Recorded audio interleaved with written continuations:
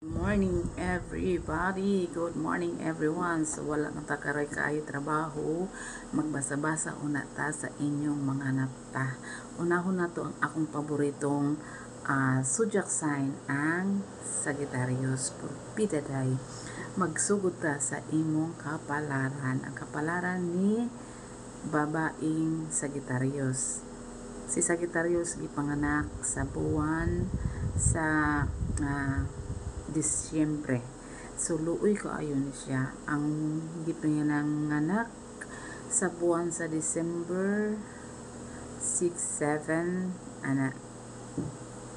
to 16. Ang kapalaran jud ni Muday, di jud basta-basta. Yano-yanohon jud ka og yurak, kanang daog-daogon bitaw.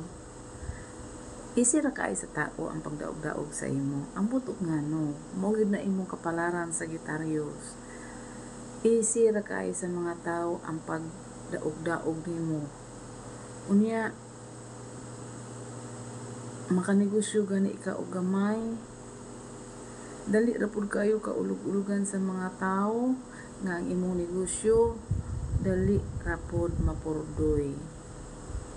Kinahanglan gyud nimo Sagittarius nga panalangin nga ang katong mga ipinanganak sa buwan sa Disyembre nga gipanganak sa bituong Sagittarius, kinahanglan gyud na siya og kanang pag-ampo gikan sa iyang mga ginikanan. Dagkutan gyud na siya og kandila nga iampo nga mawa ang sumpa sa iyang kapalaran. Sa tinuod ba yan niya? Sa tinuod lang gayud maglisod ang usa ka Sagittarius.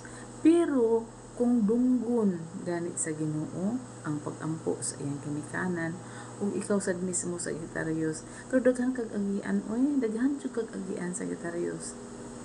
Daog-daogon ka, dali ra kay sa mga taong daog-daogon ka, makanegosyo ka, dali ra pud kaayo ka nga imong negosyo dali ra kay mapurdoy kay tungod kay dali ra kaayo ba ulog-ulogan.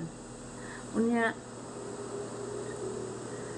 naa kay matawag nato nga kanang karelasyon, dali ra pud kaayo ka, dali ra kay kapatuugon.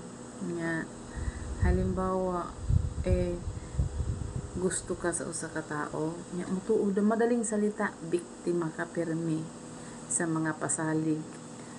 Dali ra kaayo ka mabiktima sa mga pasalig, labi na kanang when it comes to gugma-gugma, dali ra kaayo ka in taon mukagat amot nga no. Bisan gani naa kanay kuan kanang gitawag nga partner, madala gihapon ka usahay, mo na nga usay sa imong relasyon. Dali ra kanimo ikaaway ang imong ka-partner tungod kay matagaan man nimo siya o kanang murag motibo ba nga magsilos sa imuha. So ayaw intawon pagpadali-dali, muugid na ang inaa sa imuhang kapalaran sa Sagittarius. So dapat gyud sa imo no taimtim nga pag-ampo, kanang pag-ampo nga kanang murag gitawag sa kinaraan tiunay. Ang ginikanan pud in taon nga nay anak nga mahimugso sa kanang bituon nga Sagittarius, upiri gid in taon ninyo og mga panalangin, upiri ninyo og kanang mga pag-ampo nga dili in taon dili ba basta-basta nga masaag, masakitan og may kay grabe gyud ni iya mga pag-antos nga agian ni Sagittarius. Paborito nako ni si Sagittarius sa tanang zodiac sign kay naman po'y malampuson kaayo basta ma-overcome niya ba ang mga giagian niya nga mga kasakit. Unya ang mga tanan nga ipanganak ani nga buwan nga bituon moagi pud og mga pagsakit, mga pagsulay, edad 3 years old, edad sa edad niya nga 3 years old nya ngadto sa 20, ngadto sa 31, ana mga grabing sakit ang matagamtaman sa usa ka Sagittarius. Pero kung dunggon sa Ginoo maka-overcome siya, Ginoo ra man gyud ang tanan na nasayod sa atong kinabuhi. Pero ang babae nga Sagittarius ug makalampos siya sa mga pag-ampo dunggon sa Ginoo ang iyang mga pag-ampo, nabutang sa iyang kapalaran nga moabot siya sa edad nga 56. Diyos mio Marimar.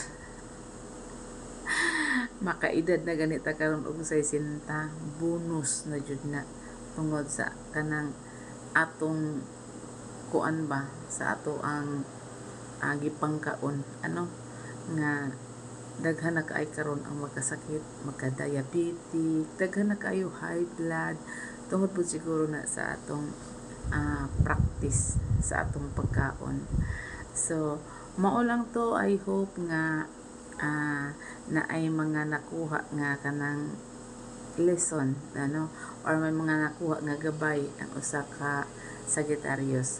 Pero kung gusto ninyo og Tagalog reading sa Sagittarius, PM lang kay akong ihatag, akong i-translate through Tagalog. Pero mas nindot magud ko ani kay mag-vlog ni og Tagalog, ang akong dila magkasuro sa gipot. So mas may masagipot gani bisa magbisaya pa ko unsa pa ka magtagalog. So daghang salamat og maayong adlaw. Bye and amping Sagittarius.